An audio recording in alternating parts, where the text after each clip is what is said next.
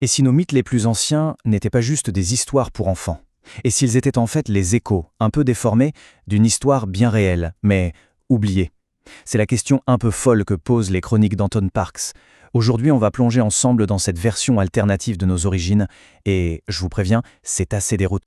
Tout part de cette question, qui est à la fois toute simple et absolument vertigineuse. Si ces fameux dieux n'étaient en fait que des êtres de chair et de sang venus d'ailleurs, eh bien ça change complètement notre perspective sur qui nous sommes et surtout d'où nous venons. Pour comprendre cette histoire, il faut remonter très très loin en arrière, bien avant l'aube de l'humanité. Notre récit ne commence pas sur Terre, non. Il commence il y a des centaines de milliers d'années, au beau milieu d'une guerre civile absolument dévastatrice, quelque part dans les étoiles. Alors voilà, ce conflit cataclysmique a littéralement déchiré la race que les chroniques appellent les Djinnabuls, une race souvent décrite comme reptilienne. Des factions rivales se sont affrontées dans une guerre sans merci.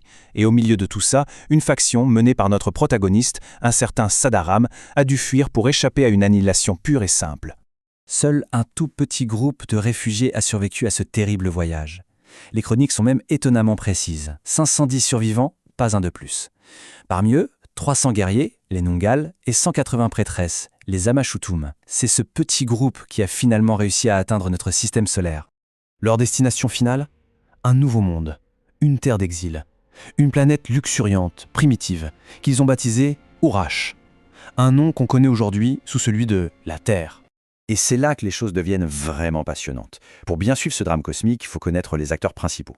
Comme on le voit, chaque personnage a plusieurs noms selon qu'on se trouve dans les mythes sumériens ou égyptiens. Il faut surtout bien retenir Sam, qui va devenir Anki pour les Sumériens et Osiris en Égypte. Son grand rival, c'est Enlil, qu'on connaîtra en Égypte sous le nom de Seth. Et au-dessus d'eux, il y a leur père, le grand roi Anu, qui est aussi Atumra. Chacun de ces personnages va jouer un rôle absolument déterminant dans le destin de l'humanité. À peine arrivés, les survivants se sont divisés en deux. D'un côté, on a le clan de Sam, composé de scientifiques et de diplomates qui a cherché un refuge, un endroit pour survivre sur Terre.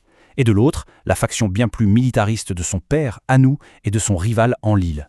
Eux, ils se sont établis sur Mars, avec des idées de conquête et de ressources. Deux philosophies radicalement opposées qui, évidemment, allaient finir par s'affronter. Sur Terre, les exilés faisaient face à un défi immense, tout construire à partir de rien. C'est le début de ce qu'on pourrait appeler le projet Éden. Ils ont donc établi leur toute première colonie, Karsag, dans les montagnes de ce qui est aujourd'hui la Turquie. Le nom signifie l'enclos des hauteurs. C'était en fait un centre bio-agricole, un véritable jardin d'Éden conçu par la brillante scientifique Ninma pour accueillir les maîtres Hanouna qui devaient arriver. Mais ce paradis avait un gros problème. Il fallait bien de la main-d'œuvre pour le cultiver. Et la solution, telle qu'elle est décrite dans les textes, eh bien, elle fait froid dans le dos. Ninma a reçu l'ordre de domestiquer une race inférieure, proche des animaux, comme esclaves, pour assurer un bon rendement. C'est dit noir sur blanc. Cette décision nous amène à un tournant absolument majeur de cette histoire, la création de l'Adamu, une race d'esclaves conçue par génie génétique pour servir ses maîtres. L'intention derrière cette création était tout sauf bienveillante, on s'en doute.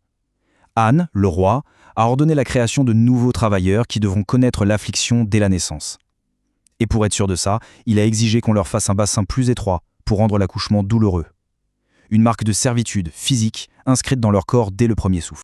Mais alors, comment ils ont fait concrètement? Le processus, qui était mené par Saem Anki, le généticien en chef, s'est déroulé en plusieurs étapes.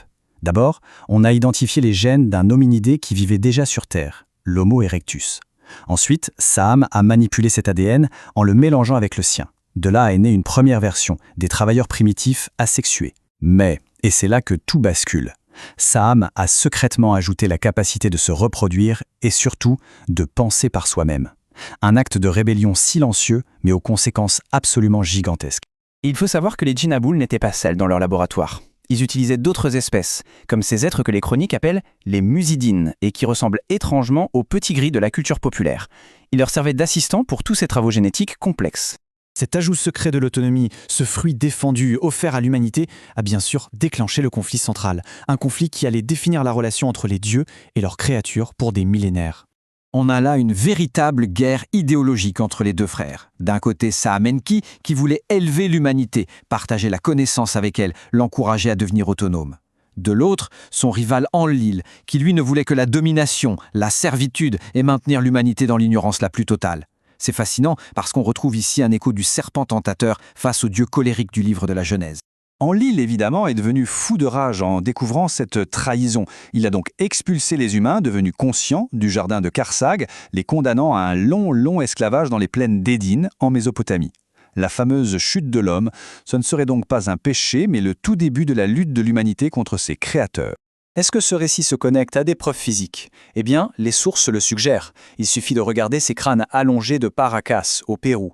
Selon cette histoire, ce ne sont pas des déformations artificielles, mais bel et bien des vestiges, des traits physiques, des djinabouls transmis à leurs descendants hybrides sur Terre.